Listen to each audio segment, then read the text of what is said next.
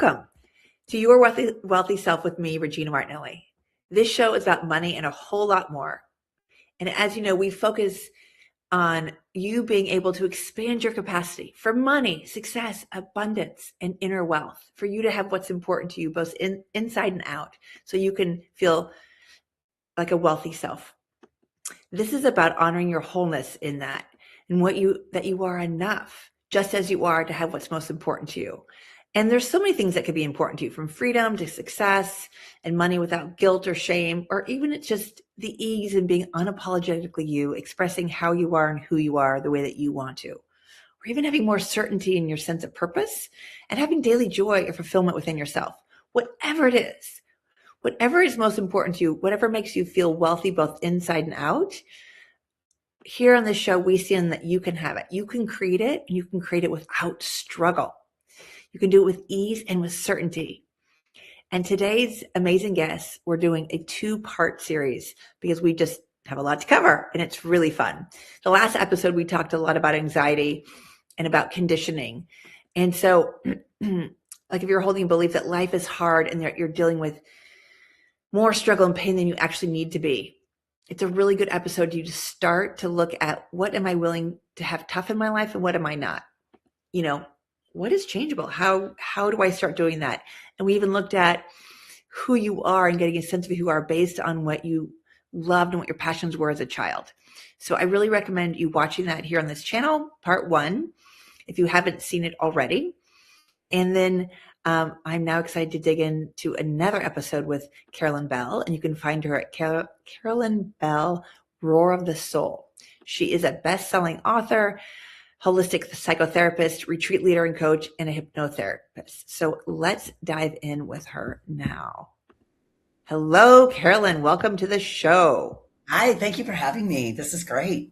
This is so fun. I had so much fun with you last week. I can't wait to get into what we're going to talk about this week, which is going to be different.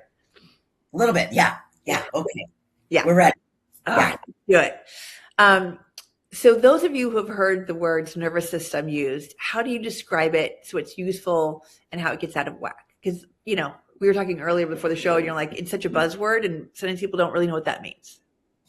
Yeah, and I think that it's really good to explore this. I think that we look at social media and we see a lot of memes and a lot of conversations, even on LinkedIn. There's a lot of information about nervous system and nervous system regulation and dysregulation.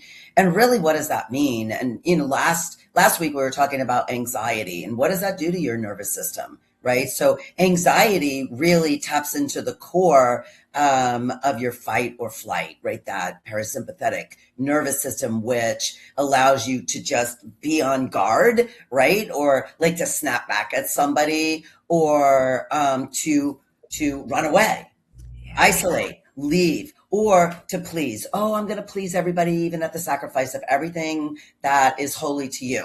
You just go out there and do everything for everybody. So you're going to do either one of those things. Well, sometimes our nervous system is comprised of our rest and digest. And that's when we're at rest and we're making good decisions, we're organizing things, and we can take deep breaths. Our fight, or flight is our parasympathetic, and that is allowing us to only focus on fighting or isolating.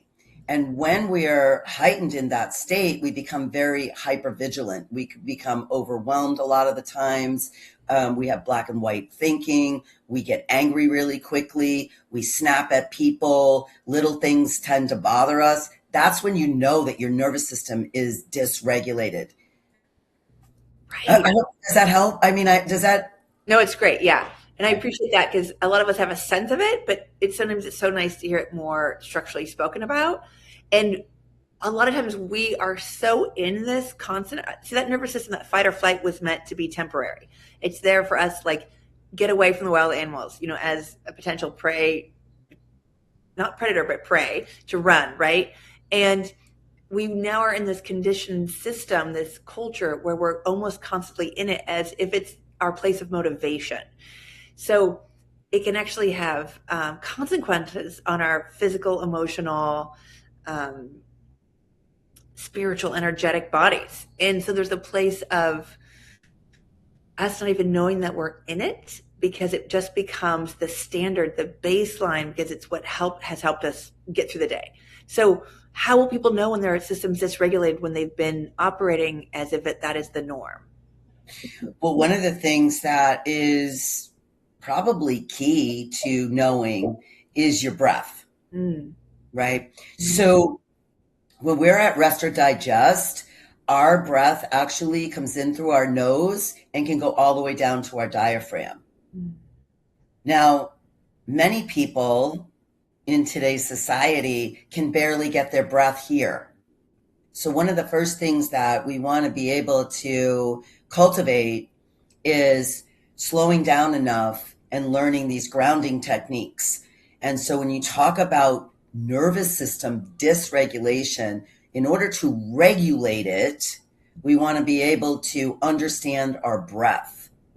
And our breath, we can practice. A lot of times what I try to do with folks is just count them through it so that they're focusing only on the breath and not about everything else that has to happen in their life. So counting through the nose to 4 and getting it as far down, even if it's only here, it's okay. And then holding it as long as they can and breathing out through their mouth. But doing it a second time and bringing that breath a micro bit. So when you look at that, we were talking micro bits. We're only talking this much. So the goal is to get it to the diaphragm, but the action steps are taking micro steps and doing it 3 or 4 times so that then they can recognize what those micro steps are. Oh, that's beautiful. And even just, you can even feel your body kind of calm down. Mm. And then Yeah. let me ask you this, is that's such a great technique for people who their mind shadow is going, oh no, oh no, oh no, oh no, because it's in fight or flight. I can't, I don't have time to stop and take a breath. I don't have time to stop and take a breath. What would you say to them? I would just say to focus on counting. Well, the first thing I would say to them is to count 5 blue things in the room. That's Uh, what I would say. and what is Yeah. that to help them calm down because their brain on something else? So count 5 blue things in the room right now, Regina. Okay, 1, 2, 3, 4, 5. Okay, what just happened? My attention and focus was on blue things, and I had to scan around the room to find them. What happened to your breath? I didn't have my attention on it. You weren't even focusing on it, were you? No. Okay. So techniques like that we can learn that you can use tomorrow. Mm-hmm. That is going to give them those micro achievements so that then it's like, oh, okay, I'm going to try the breath thing. I'm only going to do 3 breaths though. Okay, only do 3 breaths. That's great. That's more than I even asked for. Do 3 breaths. That's great.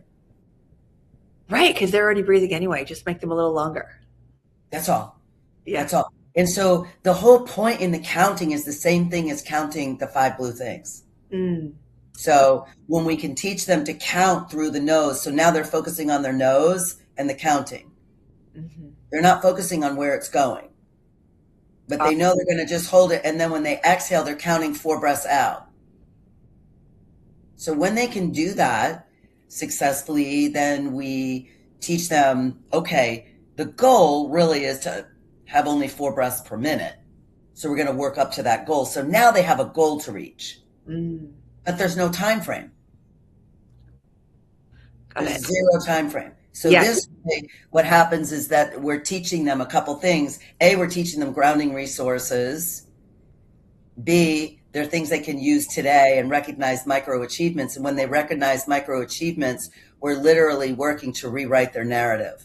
So we're working on things simultaneously. Fabulous. Fabulous.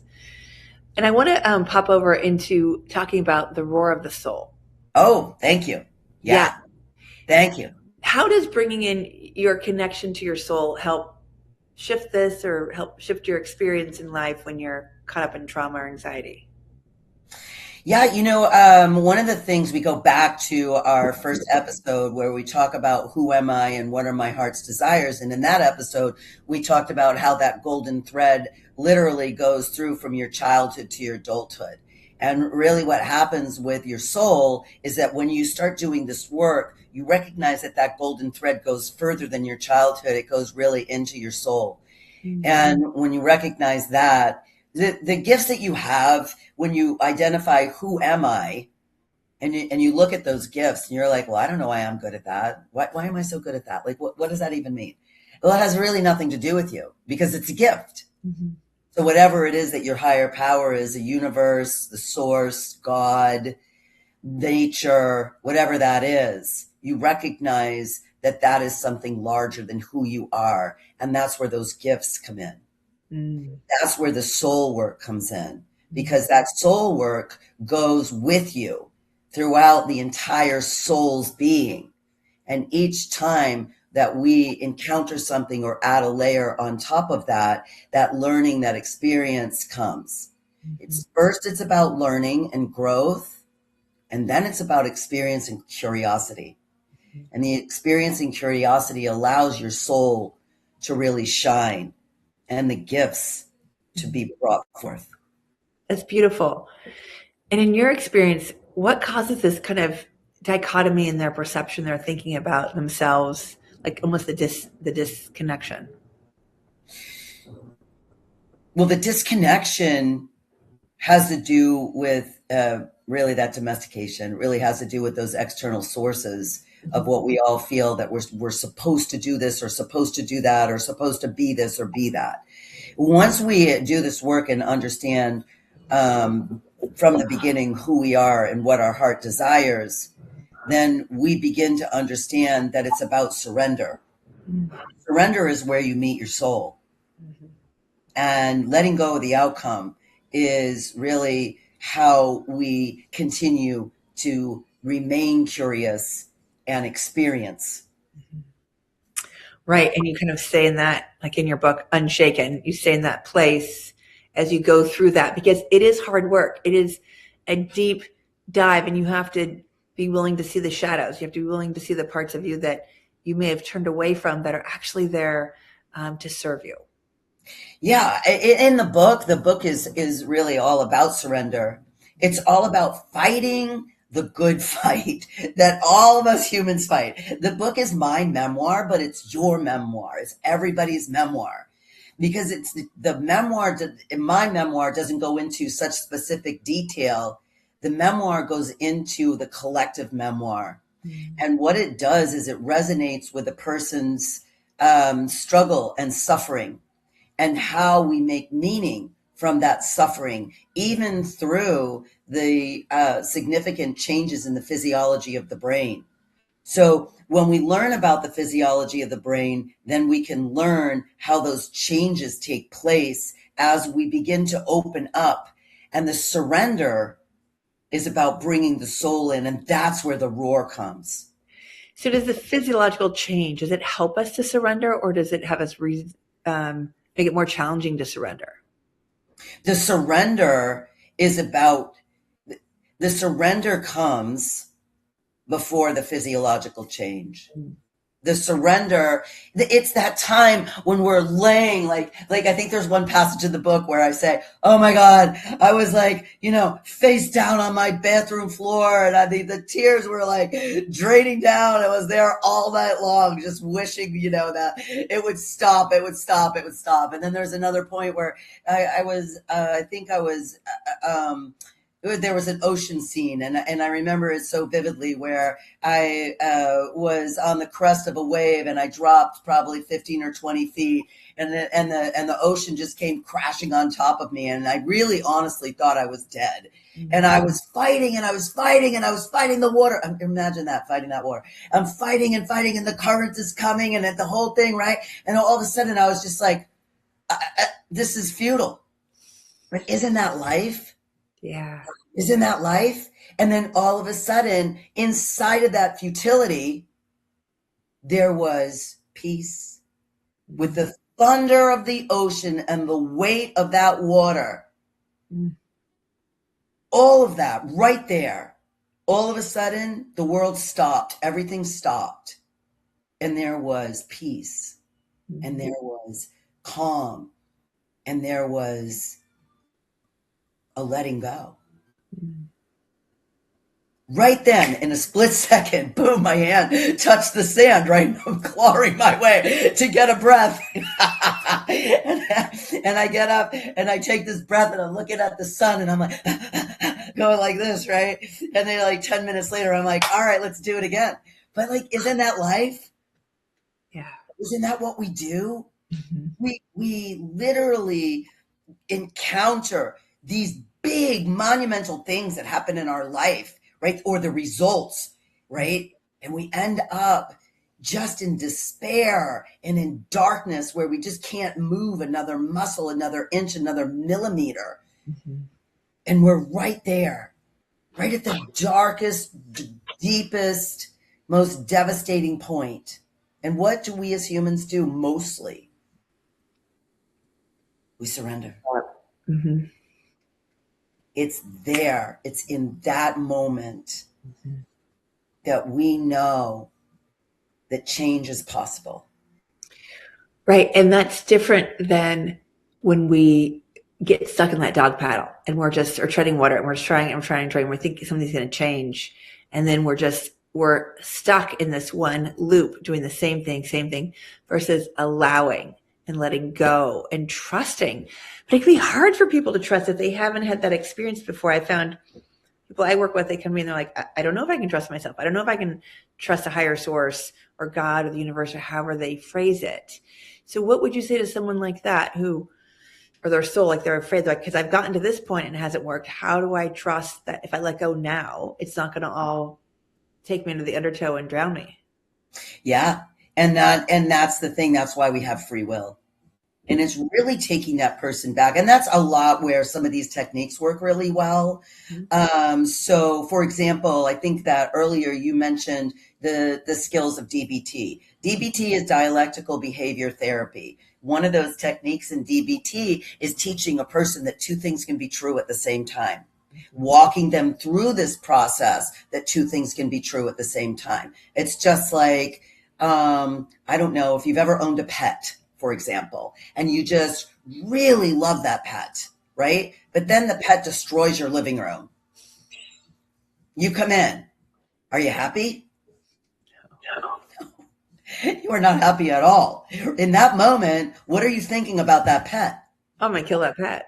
I'm going to kill that pet. Okay. So isn't that just like the human experience? And in many of the things that we do, it's like there are people in our lives that we feel the same way. We don't run around saying we're going to kill that person, but in some instances, we like in that second, in that flash of that moment, we're like, oh, I could just kill that person. You know, you don't mean you're going to kill that person. You just get that angry that you feel that way. Mm-hmm. But two things can be true at the same time. We can feel that and still love that person, or still love that dog, or still love that cat, whatever that is. So bringing them through this process, teaching them about strong emotions with the same prospect. So DBT does a really nice job of teaching those kinds of skills. So you would go in there and teach them along simultaneously with their work. Who am I? What are my heart's desires? How do I practice that? Mm-hmm. So we're bringing all three of those skills together, aren't we, Regina? Right? We're bringing them learning to make identifications for themselves, right? Mm-hmm. And then we are touching on practicing those skills, the grounding skills that we have just gone through. Mm-hmm. And then we simultaneously bring in some of these other skills that two things can be true at the same time. Mm-hmm. Now that we know this, we walk them through literal directions on how to move through strong emotion. Mm-hmm. So this allows them to then look at their lives. So when we bring them through the strong emotions, then we translate those directions to exactly what you're talking about. How do I trust people? How do I trust myself? Mm-hmm. Right? So we walk them through those directions and prepare them for other interventions to go a little bit deeper into their subconscious to release. It's about the release of the suffering and then looking back and making meaning. Mm-hmm. And that's really what the book does. The book goes through all of those things. Awesome. And there are, if someone were to get the book, there are exercises in there, ways they can follow along on for their own journey of arc that they want to heal or let go Yeah, of. yeah, it's really cool. One of the things, it's a lot like this. It's a lot like it's very conversational and it's very relatable. And also there are skills in there that you can do tomorrow, if you choose to. And relating to the story, understanding where it comes from a scientific or theoretical background, and then saying, okay, well, who cares? What's in it for me? Literally, I say that in the book. Literally, what's in it for me? And so it goes through and tells you what's in it for you. And then it says, hey, if you want to do this exercise, you can consider it or come back to it. Oh, that's wonderful. And then I know you've been doing this for a while and you have these modalities. Are there any modalities that you haven't learned yet or haven't delved into that you're curious about, like that's out there in the world that you've heard and you're like, oh, that'd be kind of fun to check out? One of the things that I just recently did last Friday, as a matter of fact, is crazy. I wanted to know more about brain training and just incorporating as an adjunct therapy along with trauma therapy, which is different than talk therapy, by the way. So I just want people to understand that. So I went and I did a training with this neurobiofeedback, light therapy, PMF therapy, CellCom, because I am a very big believer in frequency work, mostly because in being a holistic practitioner, we work a lot with the energy centers in the body, otherwise known as chakras. And when we learn about the energy centers in the body and how they are connected to each one of our organs, we also recognize that each one of our organs is actually at a different frequency. So when we know that our world, sorry, there's a fly. When we know that our world is actually aligned with a frequency that is misaligned with our body and our organs, then we work to take steps to get our frequencies back in line, which goes to the very beginning of our conversation. And that was about nervous system regulation. So for me, it's about incorporating neurobiofeedback, PMF, and light therapy. So yeah, I'm learning about that now. Awesome. Oh my gosh, we could have a whole show on that. Yeah, Language, because I love brain, light, frequency. I have a ton of gadgets that I play with and use. So love that. fun. Well, thank you, Carolyn. This has been so great. And if you want to find Carolyn and all the goodness she has, go to Carolyn Bell, Roar of the Soul. And if you got anything out of today's show, please share it. We would love, love, love to, have more people come and get the information we are sharing. Now, I want to help you get the support you're seeking. Let me know what questions you have, topics you'd like us to tackle. You can email my team at yourwealthyself@e360tv.com. And make sure you tune in next week as we continue to use money as a lens to revise old beliefs holding you back for having more clarity, freedom, fun, self-worth, and appreciation of daily joy. When whatever is most important to you. I love and adore you. You are incredibly beautiful and precious being. Please know that. And you are enough just as you are.